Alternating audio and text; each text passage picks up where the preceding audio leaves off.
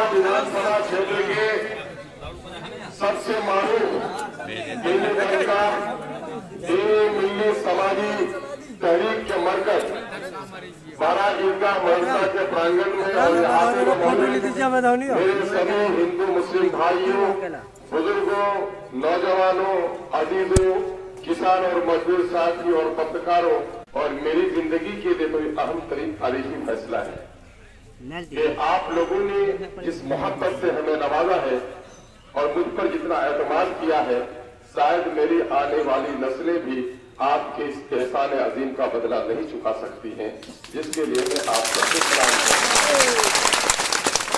हम अपने यहाँ के अजीज दोस्तों में बड़ा मशहूर मशहूर, चाहे भाई जलालुद्दीन साहब हो, भाई जनाबे अफसार आलम साहब हो, भाई जनाबे मुजफ्फर साहब हो, शाकिर भाई हो, और यहाँ हमारे दोस्तों की बड़ी जमात है, हमारे बुजुर्ग उस्ताद जनाबे मौलाना मोइनुद्दीन साहब हो, इस मदरसे के सदर मुदरसिन साहब हो, या फिर जनाब भाई मंसूर साहब हो, इन तमाम तो लोगों के भी हम बड़े ममनून और मशहूर हैं कि इन लोगों ने हमें बड़ा सहारा दिया। खुदा के वास्ते उधर बात मत कीजिए, खुदा के वास्ते बात उधर मत कीजिए। मैं इस वक्त एक मजबूरी थी, रिजल्ट होने के फौरन बाद सदर मकाम से हैदराबाद से हुक्म आया कि 5 विधायक की वहां पर हाजिरी हो, ताकि मौजूदा वक्त बिहार के सूरत हाल पर कोई फैसला लेने से कबल तमाम कर नौ मुंतखब अराकीन से मशवरा किया जाए। और पार्टियों में चूंकि डिक्टेटरशिप है और पार्टियों में एमएलए को कोई पूछता नहीं है, उनका आका जो फैसला कर लेता है गुलाम मान लेता है। लेकिन मजलिस इत्तेहाद मुस्लिमीन का अपना शिवा यह है कि मजलिस मशवरे पर अमल करने वाली जमात है। इस वजह से जनाब बैरिस्टर सऊद अवैसी साहब ने कोई फैसला लेने से पहले तमाम और अमोर वैसा के साथियों, आप यहाँ हमको जिताए, लेकिन मैं आपको खुशखबरी दे दूं कि जो बच्चे, जो नौजवान, जो उलमा, जो हिंदू मुस्लिम मजदूर साथी हैदराबाद में काम कर रहे हैं, उनका दिल हैदराबाद में चौड़ा हो गया है, उनका सीना चौड़ा हो गया है, उन्होंने वहां बड़ी इज्जत से नवाजा है। मैं इस इलाके के लिए नया आदमी हूं और जैसा कि मेरे मुतालिक आप लोगों को कहा गया है कि मैं परदेसी भी हूं, लेकिन मैं अल्लाह रब्बुल से दुआ करता हूं कि इस इल्जाम को मैं गलत साबित करके दिखाऊं। आप लोगों ने चूंकि पिछले दिनों तक आप लोग मुबारकबाद के मुस्तहिक हैं, जितनी मुबारकबादियां मुझे मुल्क भर से, मुल्क के मुख्तलिफ कोनों से मुबारकबादियां आ रही हैं, मैं नहीं समझता। मैं 3 बार एमएलए जीता था राजद में, पूरे सूबे से भी मुबारकबाद नहीं आया था, क्योंकि वहां यह रखता था कि राजद का एक एमएलए जीता है। लेकिन आज जब मजलिस इत्तेहादुल मुस्लिमीन के टिकट पर आपने हमको जिताया है, तो लोगों को, महरूम और मजलूम लोगों को, वंचित, शोषित और पीड़ित लोगों को एहसास हुआ है कि सिर्फ कोई एमएलए नहीं जीता है, बल्कि सीमांचल के दर्द की दवा, सीमांचल के पिछड़ेपन के निदान, सीमांचल के साथ हो रही नाइंसाफियों के खिलाफ लड़ने वाला हमारा कोई खादिम जीता है। जब मैं यहाँ इलेक्शन लड़ने आया तो बहुत सारी बातें दोस्तों ने इस्तकबाल किया। 41 पंचायत के लोगों ने मुख्तलिफ बार जाकर मुझे यकीन दिलाया, मेरे घर पर जाकर लोगों ने हाजिरी नहीं दी, बल्कि मुझ पर ऑर्डर किया, हुक्म किया, आदेश दिया कि तुमको एमपी का इलेक्शन लड़े थे, हमने तुमको 52,000 वोट दिया है, हमारी लाज रखो और तुमको अमोर वैसा से इलेक्शन लड़ना है। मैं कोटा भवन से भी इलेक्शन लड़ने, कहीं से भी इलेक्शन लड़ने का फैसला नहीं किया था। ये बड़प्पन है अमोर वैसा के लोगों को कि आपके घर का भी कोई बच्चा खड़ा होना चाहता है तो आपने उसकी नाअहली की उसे इजाजत नहीं दी, और आपने अपने पड़ोसी विधानसभा क्षेत्र से आपने संसद के उम्मीदवार को आपने आदेश दिया कि तुम आकर यहाँ इलेक्शन लड़ो। मुझे विश्वास नहीं हो रहा था कि ये बुला रहे हैं मुझे, मेरे साथ क्या हक लेंगे। फिर 4100 पंचायत के लोग एक साथ जमकर मेरे घर पर गए तो मेरे विश्वास में थोड़ा सा बल मिला। फिर भी मैंने समय लिया कि नहीं, आप मुझे न्योता दे रहे हैं। अबरार साहब भी गए थे, यहाँ भाई मुकर्रम साहब, साहिब साहब, ये लोग भी अच्छे तरह से गए थे। मैंने कहा मनोवे भी गए थे, तालीब भी गए थे। मैंने कहा कि अच्छा आप लोग हमें थोड़ा समय दीजिए। मैंने इलाके का सर्वे कराया, लोगों से पूछा क्या मुझे आना चाहिए। मैं जहां जहां गया बेशतर जगहों पर 1-2% लोगों को छोड़कर लगभग 90% से ज्यादा लोगों ने कहा नहीं साहब आप निर्भय होकर आकर यहाँ इलेक्शन करिए। मैंने कहा कि साहब आपके यहाँ इलेक्शन तो मुद्दों पर नहीं होता, सड़क, बिजली, पुल, हॉस्पिटल, रोजगार इसके नाम पर नहीं होता, आपके यहाँ तो बिरादरी के नाम पर होता है। मुझे बूढ़ों ने विश्वास दिलाया, हमारे उलमा ने विश्वास दिलाया, पंडितों ने विश्वास दिलाया, हिंदू मुस्लिम सब साथियों ने दिलाया कि नहीं वो जमाना गया है। हम जो ये बिरादरी का झगड़ा है, ये जो असबियत की सड़ी हुई लाश है, अफ्सरुल ईमान दुनिया से इलेक्शन लड़ो, इस सड़ी हुई लाश ने बड़ी बदबू फैलाई है। हमारे समाज को आज जो निकम्मा किया है, ये कुल्हिया और सुजापुरी के झगड़ों ने हमारी नस्लों को बर्बाद किया है। इस सड़े हुए लाश को हम दफनाने का वादा करते हैं, तुम आओ उसको आप तमाम पर हम अपने उलमा के बड़े ममनून मशकूर हैं कि हमारे उलमा ने इस गलत रीत को जातिवाद, क्षेत्रवाद, भाषावाद, नस्लवाद अच्छे समाज की चीज नहीं है। जिस समाज में भी ये चीजें आगे बढ़ी हैं, उस समाज में अन्याय बढ़ा है, नाइंसाफी बढ़ी है, वो समाज तबाही का शिकार हुआ है। और आप तमाम पर लोगों ने कल जो भौतिक लक्ष्य आपका, जो मादी तरक्की है, पूरी पुलिया सड़कों की तामीर है, ये काम तो कल का होगा दोस्तों। लेकिन मैं समझता हूँ आपने एक बड़ी सफलता पाई है।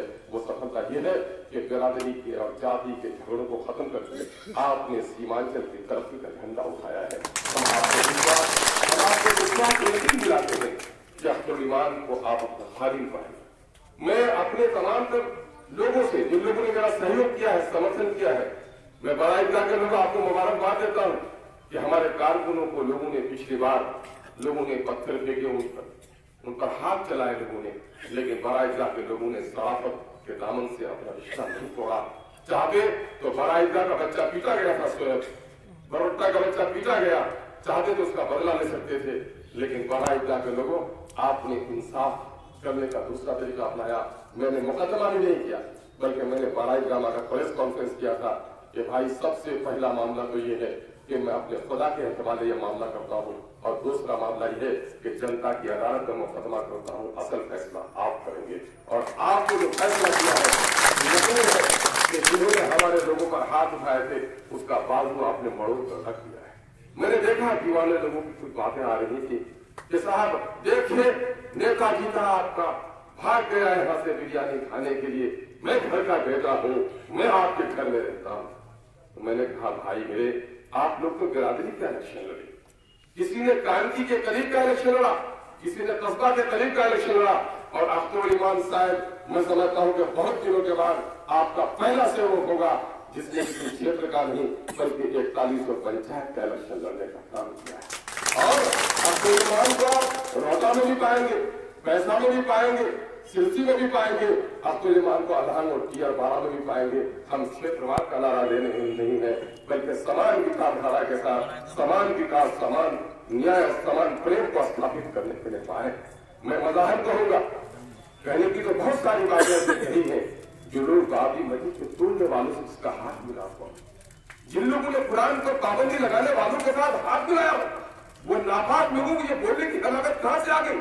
जिसने गुजरात की माओ बहनों की लुटी हुई इज्जत और खून जिसके हाथ में लगा हुआ हो, वो बाराइका के लोगों को सबक सिखाएगा कि बाराइका का बेटा हूं। मैं समझता हूं शरीफ आदमी को अपने शरीफ बेटे पर फख्र होता है और नाअहल बेटों पर रंज होता है, बल्कि घर से निकल जाता है तो शरीफ आदमी का घर का बेटा हो, घर में रहता हो। हाँ, लंगड़ा लूला घड़ी में पड़ा रहता है, जो बेटा कमाओ होता है वो परदेश जाकर अपने घर को संभालने का काम करता है ना? अगर बेटी नहीं झगड़ालू हो, तलाक हो जाए और मैके में आगे रहे तो कह के नहीं मैं माँ बाप का बड़ा वफादार हूँ, मैं मैके में रहता हूँ, मैं ससुराल में जाती हूँ, तो बेटी काम की नहीं है, खानदान का नाम बदनाम कराती है हमारे लोगों को या अखबार वाले लोगों को। ये नियम है कि सरकारी संस्थान में जो भी काम करता हो सरकारी नियमों का पालन करना पड़ेगा। किरासन की दुकान हो, डीलर हो, आंगनबाड़ी हो, स्कूल हो, हॉस्पिटल हो, वो किसी के बाप की मीरास नहीं है। अगर पेट्रोल तो उसको मिला है, उसकी मीरास नहीं है। जो पेट्रोलियम के वसूल जवाबी थे मंत्रालय के, उसको खोलो करना, सरकारी नियम को फॉलो करना जिम्मेदारी है उसकी। झंडा देखकर तेल नहीं दिया लोगों को, गाड़ी देखकर तेल नहीं दिया, पार्टी पूछकर तेल नहीं दिया। मैं बताता हूँ नौजवानों, आपको मालूम नहीं अपनी शक्ति। कहीं भी किसी पेट्रोल पंप पर अगर आप गए हो वहां पर, अगर आपको शौच की जरूरत है, पेट्रोल खला जाने की जरूरत है, उसकी जिम्मेदारी है कि वहां पेट्रोल खला की चाबी आपको दे। और आपकी यह भी जिम्मेदारी है कि अगर वो तेल नहीं देता है तो उससे कहिए कि शिकायत का रजिस्टर तुम हमको दो, हम उसमें शिकायत लिखेंगे कि हम फलानी पार्टी के हैं इसलिए तुमने हमको तेल नहीं दिया। और देखो आज से देखो, मैं कह देता हूं, वहां मोबाइल लेकर के जाओ और फोटो भी लो, और वो कहे कि तेल तुमको नहीं देंगे, उनसे कोई लड़ना झगड़ना नहीं है। उनसे पूछ लो कि भाई आपका अगर शिकायत पेटीशन को दीजिएगा तो हमको दे दीजिए, वह नहीं न भी दे तो उससे उलझना नहीं है आपको। मैं उसका इलाज कराऊंगा और मैं उस डिपार्टमेंट को, जिस डिपार्टमेंट से उसको देखा जाता है, चाहे वो इंडियन का है, किसका है, एसपी का है, मैं एसपी के मैनेजर को खबर करवाता हूँ कि कैसे आपको तेल नहीं देता है। टीकू किसी के बाप की मिरास नहीं है, जनता का सेवक है। मेरे भाइयों, मैं आज आपसे ऐलान करना चाहता हूँ, मैं अपने कारकुनों से एक बात कहूंगा कि देखिए इलेक्शन का जमाना था, आप इलेक्शन जीतने के लिए सब कुछ कर रहे थे, लेकिन जब सड़क पर फल आ जाता है उसकी टेहनियां टूट जाती है। अब आपको इलेक्शन का मिजाज नहीं बनाना है, हम इलेक्शन नहीं जीते हैं अभी, ये तो अवसर हमको मिला, ये मौका हमको मिला। अगर आप हमारे शुभचिंतक हैं, आप हमारे हिमायती हैं, आप हमारे शहदाई हैं, आप बैरिस्टर असदुद्दीन अवैसी साहब की क़यादत पर भरोसा करते हो, तो मैं आपसे गुजारिश करूंगा कि आप इलेक्शन अभी नहीं जीते हैं, ये मौका जनता ने आपको दिया है, आपको अवसर मिला है। आप उस दिन जीतेंगे जिस दिन यहाँ की समस्याओं के समाधान और यहाँ के जनता के दिलों की जो उम्मीदें थी, उन उम्मीदों पर जब आप पूरा उतर जाएंगे तो उस दिन समझेंगे कि हम जीत गए हैं। आज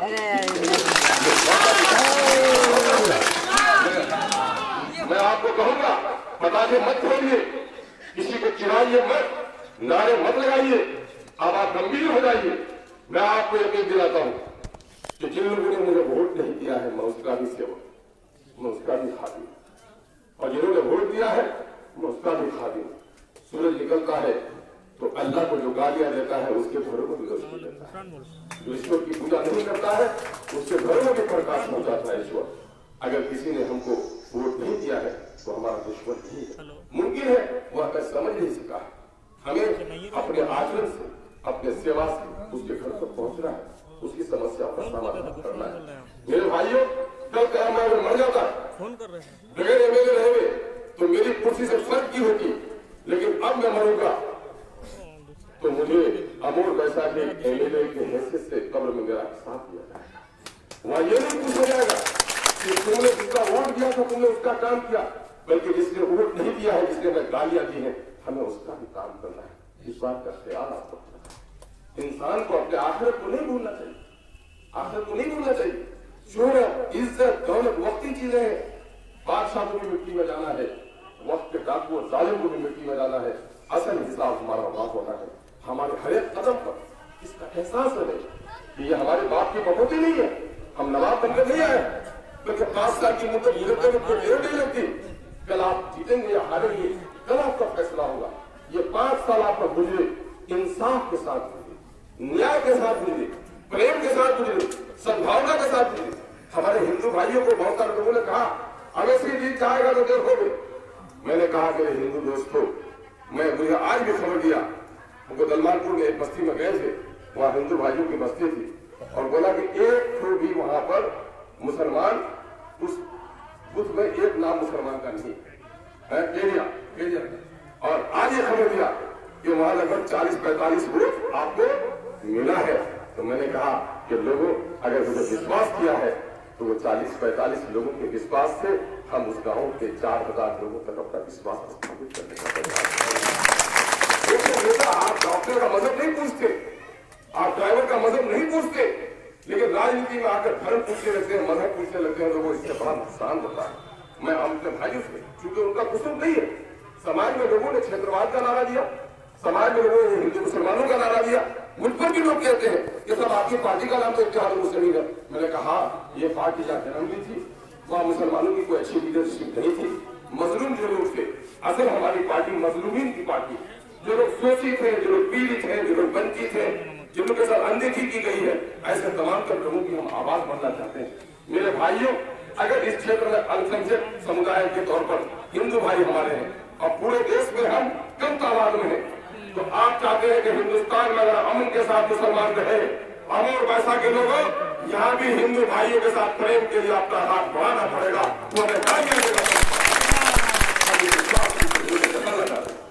मैं अपने सहयोगियों से कहना चाहता हूँ कि आपने अगर मेरे काम किया है, रात रात भर गाड़ियां चलाई है, माओ ने दुआएं दी है, दोपहर का खाना आप 3 किलो नहीं खाया है, और कल कहिएगा कि नहीं साहब इससे कोई दुश्मनी है, और वो सही पर भी हो, अगर कहिएगा कि नहीं साहब उसके खिलाफ आप निकापड़ी कीजिए, तो अब तो विमान मर जाना पसंद करेगा, छोड़ देना। 70 बार ऐसी राजनीति को मैं तलाक देता हूँ जो राजनीति हमारे आखिर को तबाह बर्बाद कर। मैं आपसे भी कहूंगा, मेरा दुश्मन अगर सच्चाई पर होगा, मैं उसके साथ इंसाफ करूंगा। मेरे साथ 30 दिन क्या 5 साल तक जिन लोगों ने काम किया है, अगर वो गलत करेगा तो ऐसे भाइयों से मैं माफी चाहता हूं कि मुझसे किसी मदद की उम्मीद मत रखिएगा, मुझसे किसी मदद की उम्मीद मत रखिएगा। आइए हम इन दिनों को भुला दें। कल किसने क्या किया है, हम नफरत को भुला दें, हम मोहब्बत का पैगाम लेकर उठे। आप ये नहीं देखें कि उसने हमें वोट नहीं दिया, आप ये नहीं देखें कि उसने हमको गालियां दी, ये नहीं देखें कि खुद में उसने हमारे साथ ऐसा किया था। आज से आप उठिए और सबको गले लगाने का काम कीजिए। हमारे ऊपर बड़ी जिम्मेदारी है। अगर आप हमारे कारकुन हैं, अगर हमारे दोस्त हैं, तो हमारा सहयोग कीजिए, क्योंकि मेरी राजनीति इज्जत शोहरत और दौलत के लिए नहीं है, बल्कि राजनीति और सियासत को मैंने खिदमत का मैदान समझा है, और इंसानी खिदमत इबादत है। हम अपनी इबादतों में गलत चीजों को दाखिल होने नहीं देंगे। हिंदू मुस्लिम सबका हम एक समान आदर और प्रेम करेंगे। हम आपसे कहेंगे कि एक फर्द से समाज बदल नहीं सकता। मौलाना अगर आ जाए, हरम शरीफ के मौलाना आ जाए, वो तन्हा दिमाग की नमाज पढ़े तो जमात नहीं होगी। मुक्तदी का भी साथ देना इमाम को जरूरी है। अगर आपने मुझे इमाम बनाया है सियासत का, तो मैं आपसे भी गुजारिश करूंगा कि मौजूदा वक्त हिंदुस्तान में जो सियासत चल रही है, वो बेईमानों के हाथों में, फिरका परस्तों के हाथों में है, अक्रमा परस्तों के हाथों में है, जिसके सामने अपना परिवार है, जिसके सामने अपना भौतिक लक्ष्य है, जिसके सामने में दौलत है, जिसके सामने में इज्जत है, जिसके सामने में शोहरत है, वो नहीं चाहता कि इंसाफ करे।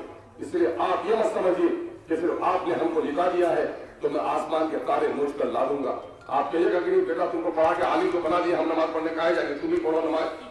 तो बेटे के जिस बेटे को आपने जन्म दिया है उसके नमाज से भी बाप के नमाज की अदायगी नहीं होगी। मैं आपसे कहूंगा, आप लोकतंत्र में जीते। लोकतंत्र में 2 चीज बड़ी अहम है।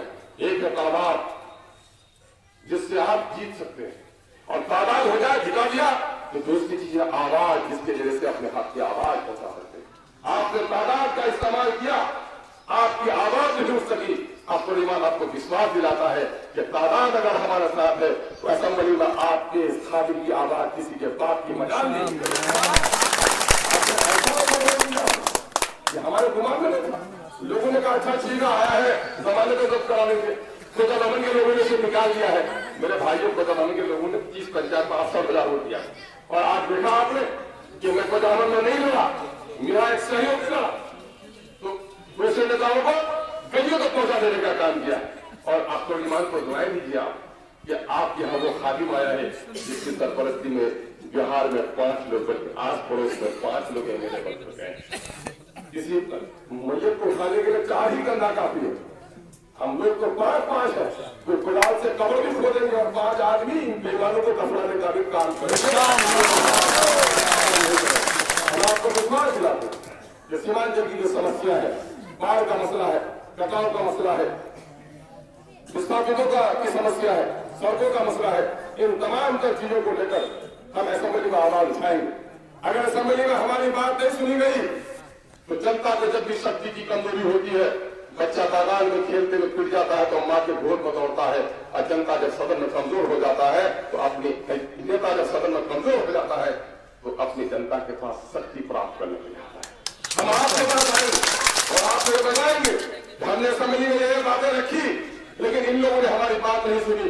उस वक्त फिर अब तो ईमान असेंबली का मेंबर नहीं होगा, उस वक्त चाहे तो नेशनल हाईवे जाम करना पड़े या दफ्तरों में ताला लगाना पड़े, अब तो ईमान उस काम के लिए तैयार है।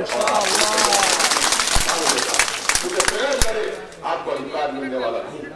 बहुत बड़ी नाइंसाफी आपके साथ हुई है, बहुत बड़ी नाइंसाफी। ऐसी वजह नाइंसाफी हुई है, सरकार 170 कमाई अमर पैसा में है, लेकिन अमर पैसा को बाढ़ पीड़ित पे घोषणा नहीं हुई उसकी। जिस क्षेत्र का बाढ़ पीड़ित घोषणा हो जाता है उसके लिए अलग से सड़क पुल बनाने का, विस्थापितों को बसाने का पैसा मिलता है, लेकिन आपकी अनदेखी हुई है। इस अनदेखी के लिए आपको और हमको मिलकर लड़ना पड़ेगा।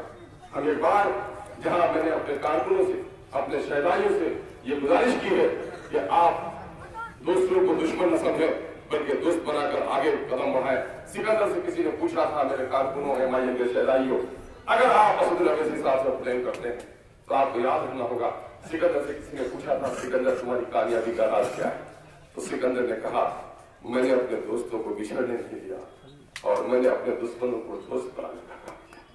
अपने दुश्मनों को जान के दुश्मन तो है नहीं, पार्टी के तौर पर विचारधारा में कोई दिक्कत है, आइए उनको करीब करिए और हम और आप मिलकर एक नई सुबह का आभास कीजिए। और अमोर वर्षा, अगर मैं पार्टी का अध्यक्ष हूं तो अमोर वर्षा को अपने सामाजिक सौहार्द के तनाव में भी, विकास की लड़ाई में भी वो काम हम करेंगे, लेकिन सामाजिक सौहार्द बनाने में आप हमारा सहयोग कीजिए ताकि हमारा विधानसभा क्षेत्र पूरे बिहार में सौहार्द के मामले में, शांति के मामले में, भाईचारे के मामले में अव्वलीन जगह पर आए। और जब फिर कचरा फेंकने वाली बुढ़िया को मालूम हो जाए कि तू ही मोहम्मद है तो कैसे निपटा लेने की कोशिश करें।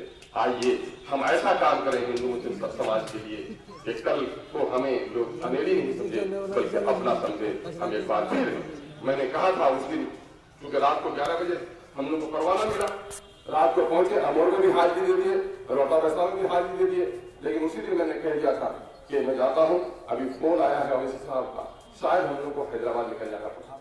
मैं हैदराबाद से लौटूंगा तो सबसे पहला प्रोग्राम, क्योंकि सुरजापुरी का आप हमें समझते ही हैं, लेकिन सुरजापुरी समझने के बावजूद भी गुलैया भाइयों ने जिस मोहब्बत का, जिस एतबार का इजहार किया है, लोगों के पास अल्फाज नहीं है कि मैं आपका शुक्रिया। उन्होंने कहा था कि हाजी मुजफ्फर हुसैन साहब की रोटी समझती होगी, माल और दौलत का हकदार बन सकता है, क्योंकि तू इस वक्त फिरका परस्तों के साथ बैठा है, मस्जिद तोड़ने वालों के साथ बैठा है, कुरान पर पाबंदी लगाने वालों के साथ बैठा है, हिंदू और मुसलमानों के साथ नफरत पैदा करने वालों के साथ बैठा है। तो मुजफ्फर हुसैन का वोट भी बेटा दबा दबर तुमको नहीं मिल पाएगा। यकीन है कि वो बात आप लोगों ने कबूल नहीं की, बल्कि ये आपका फैसला था जिसका ऐलान हमने किया था, और आपने उसके पंचायत में भी सबक पढ़ा दिया कि नाखलफ बेटा माल का हकदार बन सकता है, वोट का हकदार नहीं बन सकता है। ये काम हम आपको बिल्कुल को मुबारकबाद देते हैं। और मैं आपके दरमियान का, भले ही आप मुझे ताकतवर समझें, मैं कमजोर इंसान हूं, जो समाज का जालिम होगा मैं उसके खिलाफ ताकतवर हूं। समाज के महरूम और मायूस लोगों के लिए मैं उसका साथी हूं। मेरी गलती कभी हो मुझे फोन करके टोकिए, और अगर मौका मिले तो कभी महफिल में आऊं तो जो आदाब महफिल है उसके मुताबिक हमें इशारा कीजिए। जो लोग हमें टोकते हैं हम उसे अपना मेहरबान समझते हैं। अस्सलाम वालेकुम।